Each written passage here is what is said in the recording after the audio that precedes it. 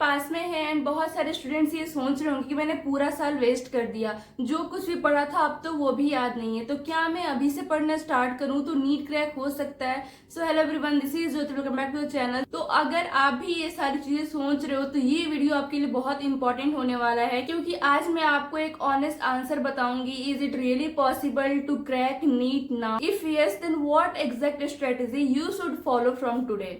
उससे पहले बात कर लेते हैं एक रियलिटी की कि जो नीट एग्जाम होता है उसमें 20 लाख से ऊपर स्टूडेंट्स अपियर होते हैं, लेकिन अराउंड 1 to 2 लाख स्टूडेंट को एक गवर्नमेंट एमबीबीएस सीट मिलती है। एक इंटरेस्टिंग फैक्ट है कि बहुत सारे स्टूडेंट्स जो नीट क्रैक करते हैं वो एक परफेक्ट प्रिपरेशन से स्टार्ट नहीं करते। कुछ स्टूडेंट्स लेट स्टार्ट करते हैं, कुछ स्टार्टिंग के फ्यू मंथ्स वेस्ट कर देते हैं, कुछ लास्ट में अपनी स्ट्रेटेजीज को चेंज कर लेते हैं, but still they manage to crack NEET.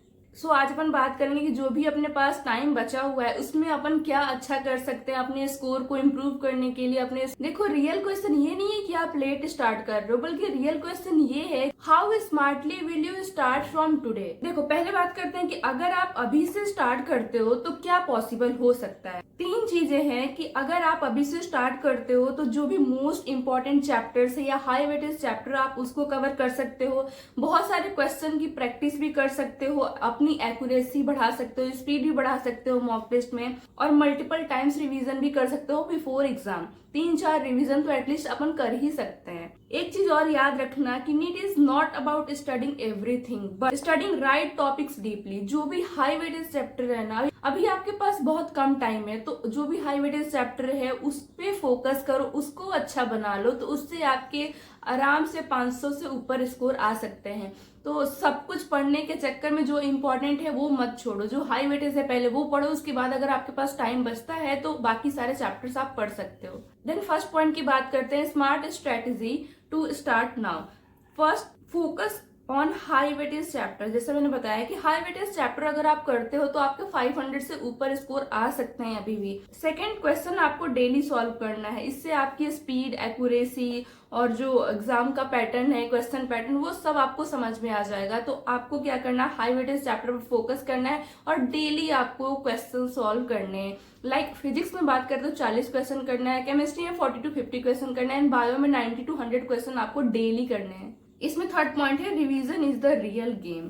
बहुत सारे स्टूडेंट नीट क्लियर नहीं कर पाते, इसलिए नहीं कि वो पढ़ते नहीं, बल्कि इसलिए क्योंकि वो जो भी पढ़ते हैं उसका रिवीजन नहीं करते और फिर वो लास्ट में भूल जाते हैं। आपने कई बार देखा होगा कि जो चीजें आप घर पे पढ़ के जाते हो और वहां मॉक टेस्ट ऑफलाइन देते हो या ऑनलाइन देते हो, उस टाइम पे आपको कॉन्सेप्ट याद नहीं आती है क्योंकि आपने रिवीजन नहीं किया। अगर आप प्रॉपर रिवीजन करोगे तो हर चीज आपके टिप्स पर हो सकती है। 3 रिवीजन के रूल हैं जो आपको अभी से फॉलो करना है। फर्स्ट रिवीजन जो है आपको विद इन 24 आवर्स कर लेना है। लाइक अगर आप आज जो भी टारगेट बनाते हो, आज पूरे दिन में आपने जो भी पढ़ा वो आपको रात में रिवाइज करना है, तो ये आपका within 24 hour first revision complete हो गया। देन सेकंड रिवीजन जो है विद इन 7 डेज कंप्लीट करना है। थर्ड रिवीजन आपको विद इन 20 डेज कंप्लीट करना है, या फिर आप मॉक टेस्ट के पहले पढ़ सकते हो। फुल सिलेबस मॉक टेस्ट देने हैं तो मॉक टेस्ट के पहले तो बहुत कुछ नहीं पढ़ सकते हो ना, इसलिए आपको with in 20 days third revision complete कर लेना है। देन फोर्थ पॉइंट है मॉक टेस्ट। मॉक टेस्ट दोगे तभी आपको अपने वीक टॉपिक्स पता चलेंगे, टाइम मैनेज कर पाओगे और अपने एग्जाम के फियर को कम कर पाओगे। तो इसलिए मॉक टेस्ट को स्किप मत करो। सिलेबस कंप्लीट करना है बट मॉक टेस्ट भी उतना ही इंपॉर्टेंट है जितना कि सिलेबस कंप्लीट करना और रिविजन करना। एक और इम्पोर्टेंट चीज है माइंडसेट। अपने आप को दूसरों से कंपेयर मत करो, अपनी प्रोग्रेस को खुद से कंपेयर करो। लाइक आपने मॉक टेस्ट में अगर 300 स्कोर किया था तो नेक्स्ट मॉक टेस्ट में ट्राई करो 350 स्कोर करो या 400 स्कोर, जैसी आपकी कैपेसिटी है उसके अकॉर्डिंग आप ट्राई करो कि मैं इतना स्कोर करूंगी। डेली खुद को इम्प्रूव करो। लाइक आज अगर आपने 3 चैप्टर लिए रिविजन के लिए तो जो आप कल के लिए टारगेट बनाओ उसमें थोड़ा टॉपिक इंक्रीज कर लो या एक चैप्टर इंक्रीज कर लो कि कल मैं थोड़ा ज्यादा पढ़ूंगी या कल के लिए टारगेट मेरा थोड़ा ज्यादा होगा। तो खुद से खुद को इम्प्रूव करो, ना कि आप दूसरों से कंपेयर करो कि उसने पहले स्टार्ट कर दिया था पढ़ना तो अभी तो कुछ नहीं हो सकता, तो अभी से पढ़ना ही छोड़ दिया। बिल्कुल यार, जितने दिन है उसको एटलीस्ट अच्छे से यूटिलाइज करो और अच्छा स्कोर करो। ऐसे स्टूडेंट्स मत बनो जो हमेशा ही सोचते रहते हैं कि बहुत लेट हो गया, बहुत लेट हो गया। अभी से स्टार्ट तो करो, कुछ तो करो। एक दिन पढ़ते हो वापस गायब हो जाते हो, तो ऐसा नहीं चलेगा यार। आपको स्टार्ट करना है तो करना है।